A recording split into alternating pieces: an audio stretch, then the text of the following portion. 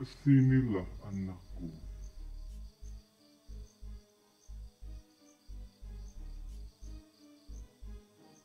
Aku di belakangmu, anakku. Astaga, Mas Evi, belakangmu Mas Evi.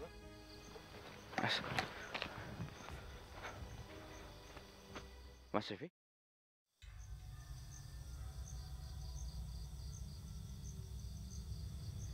Jika kamu berhasil, maka dirimu akan mendapatkan panen yang luar biasa.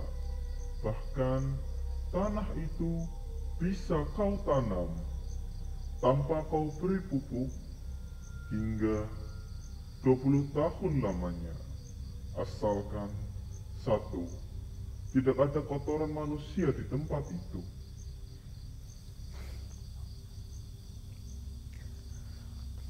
Baiklah.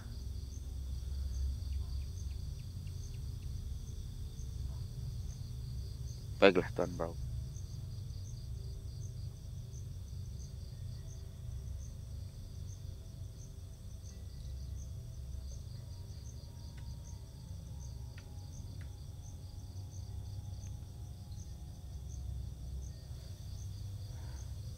Mas Evi, tolong bantu pegang ini Mas Evi.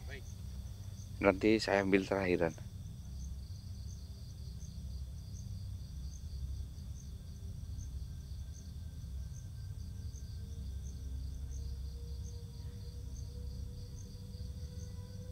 Tuan Prabu, apakah Tuan Prabu menginginkan saya untuk memanggil Raden Kian Santang?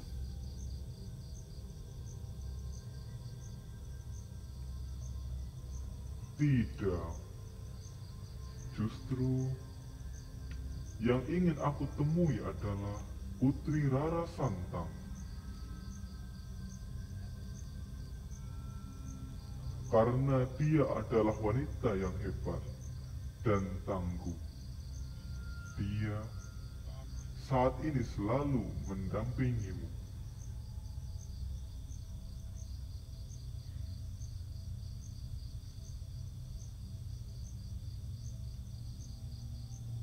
Maafkan saya Tuan Prabu, apakah saya harus memanggilnya untuk menemuimu? Tidak perlu, karena aku sudah bertemu dengan dia.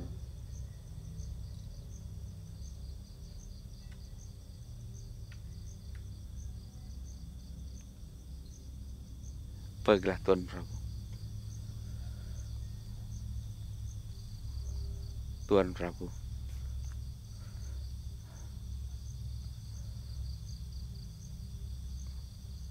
bukankah portal menuju Marwapati sudah saya tutup bersama teman-teman saya? Bagaimana Tuan Prabu bisa ke sini lagi?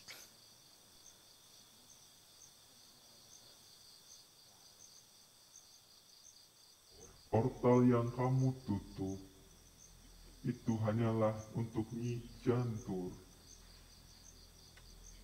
tidak untuk tungganganku ini.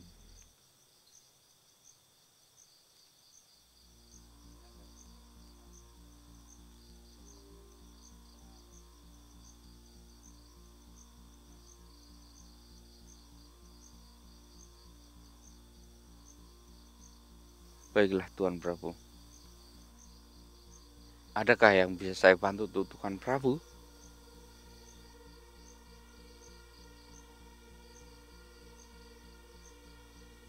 Aku mendengar dirimu memiliki apu tantra.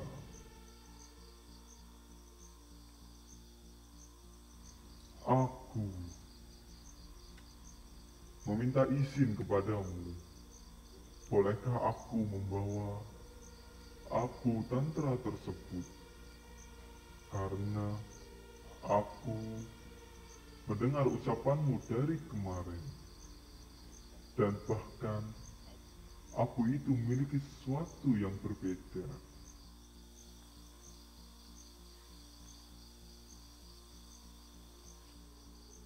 Tentu saja boleh, Tuan Prabu.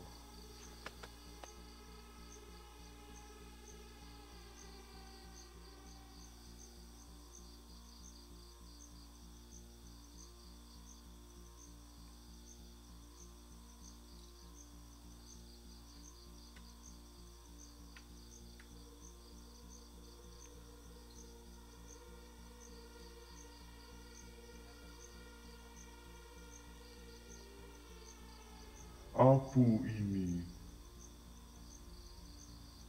ternyata aku bisa merasakannya luar biasa. Namun, abu ini jika bersentuhan dengan Nyi Jantur akan wafat. Dia akan hancur seketika.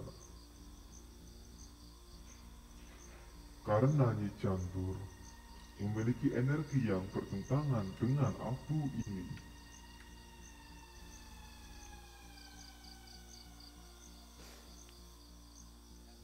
Sang Prabu, kalau boleh saya sarankan, bisakah Maropati jangan bekerja sama dengan Nyi Jantur kecuali Nyi Jantur mau melepaskan ilmu goib yang jahatnya tersebut. Saya pernah berjumpa dengan dia. Dia menyerap semua, hampir semua gelang kehidupanku. Berarti menandakan hawa jahat dari Nyi Jantur itu sangatlah luar biasa meskipun dia bisa mengendalikannya. Tapi saya takut akan berdampak buruk. Saya yakin meskipun tanpa Nyi Jantur, Sang Prabu bisa mengamankan kerajaanmu. Maafkan kelancangan saya, Sang Prabu.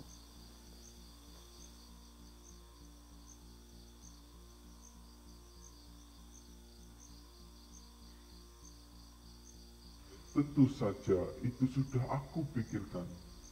Namun, tanpa harus membuat Nyi Jantur menghilang dari Mahapati, aku hanya akan menghilangkan ilmu dari kekuatan buruknya saja. Karena aku tidak mau yang sudah membantu Marwapati menjadi terpecah. Baiklah, Kanda Prabu.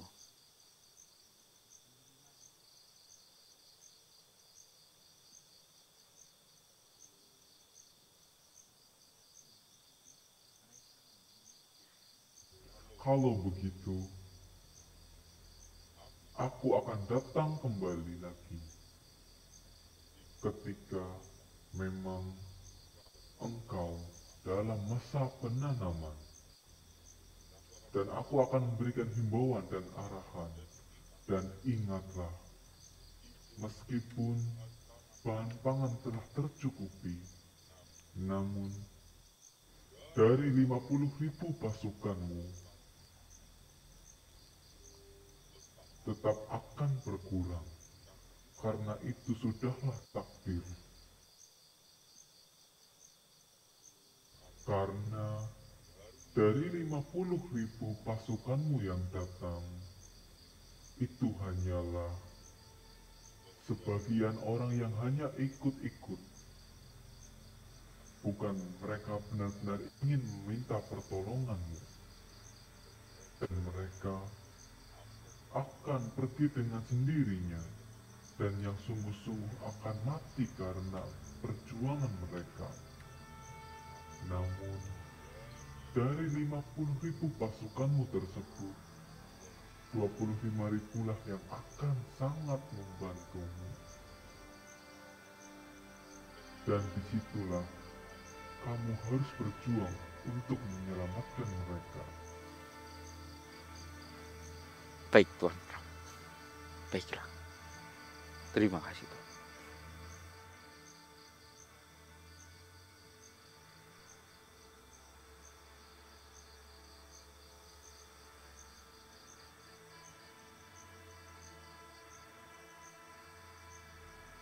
Sudah saatnya Aku pergi, namun ingatlah perkataanku.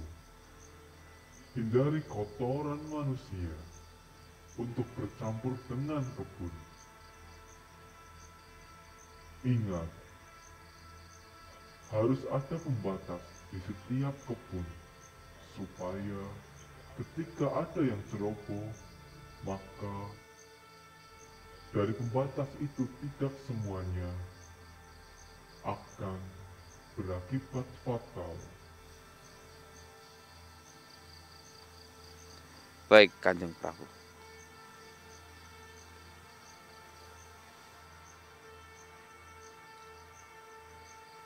Hei, kamu. Antarkan Kanjeng Prabu dengan baik ya. Kalau tidak, kamu akan bernasib buruk.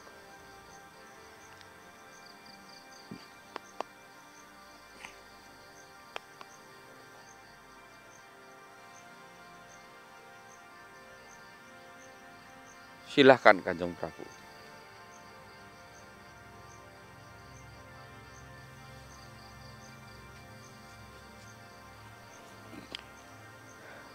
Waalaikumsalam warahmatullahi wabarakatuh.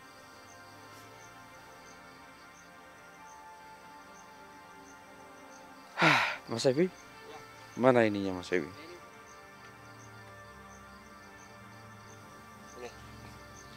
Oke.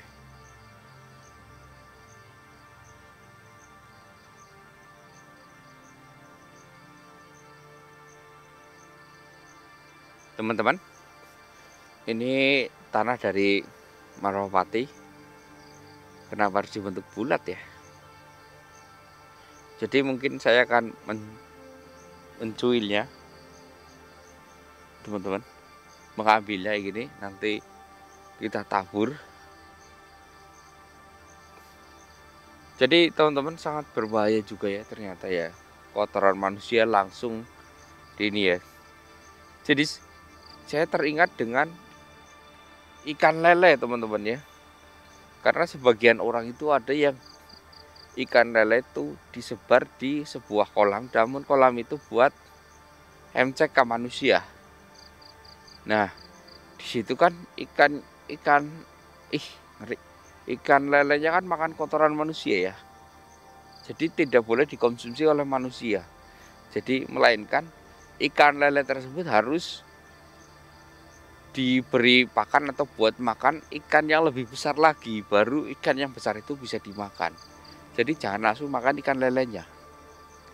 Seperti itu.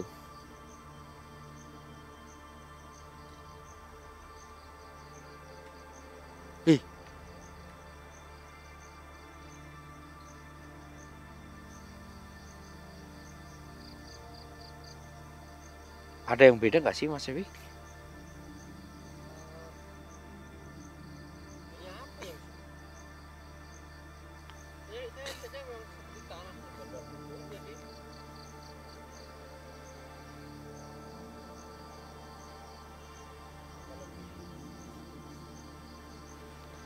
Coba Mas Ewi ambil tanah.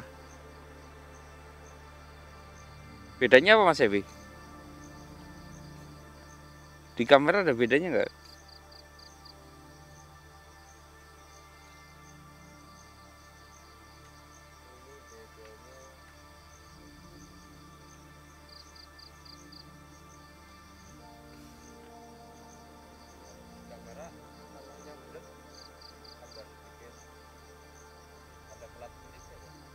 Oh gitu. Kalau yang ini nggak ada. Apa yang kelap-kelip ini yang bikin ini ya Mas Evi ya?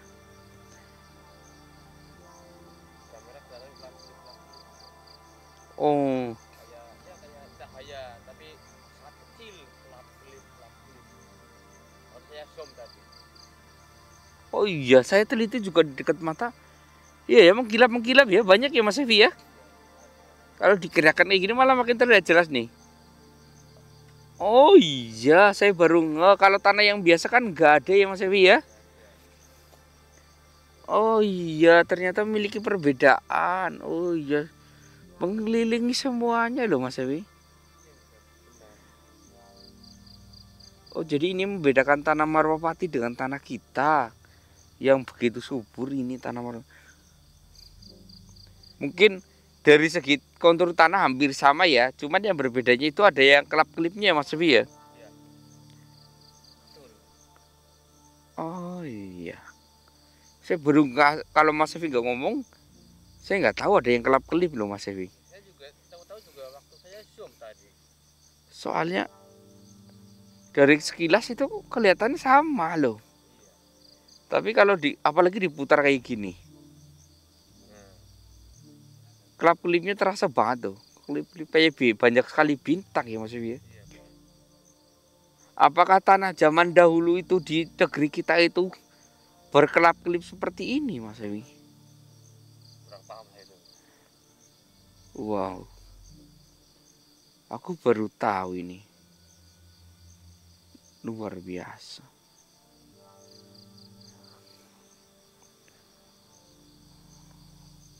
biasa.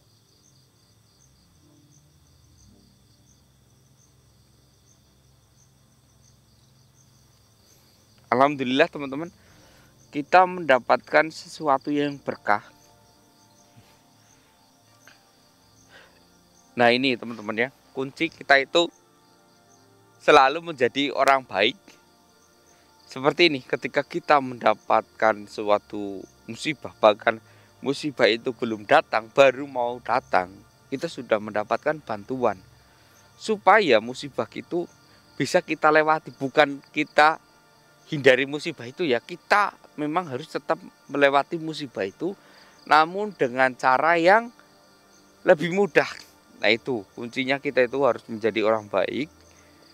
Namanya cobaan pasti selalu ada, namun bisa dilewati dengan mudah. Ya, jadi buat kalian yang merasa hidupku selalu penuh dengan cobaan, hidupku selalu penuh dengan ini itu, maka kalian harus bersabar dan berbuatlah baik terus, namun dari hati ya, jangan karena terpaksa ataupun apa. Jadi supaya ada banyak uluran tangan dari tangan yang ditunjuk oleh Allah Subhanahu wa taala untuk membantu kalian ya. Tapi biasanya itu satu ya teman-teman yang tidak akan dibantu oleh Allah Subhanahu wa taala. Satu. Yang pertama adalah ketika kita berurusan dengan hutang yang di situ ada ribanya, maka Allah tidak akan membantunya. Melainkan Allah akan menjatuhkannya sampai hutang itu lunas, dan baru akan menaikkan derajatnya lagi setelah hutangnya lunas. Jadi saya sarankan boleh berhutang, namun jangan yang ada ribanya ya. Contohnya mungkin apa itu namanya, kalian punya motor,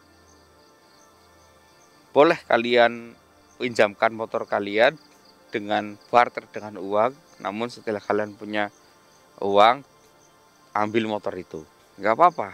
Itu namun dengan harga yang sama, itu nggak apa-apa menurut saya ya, itu menurut pendapat saya.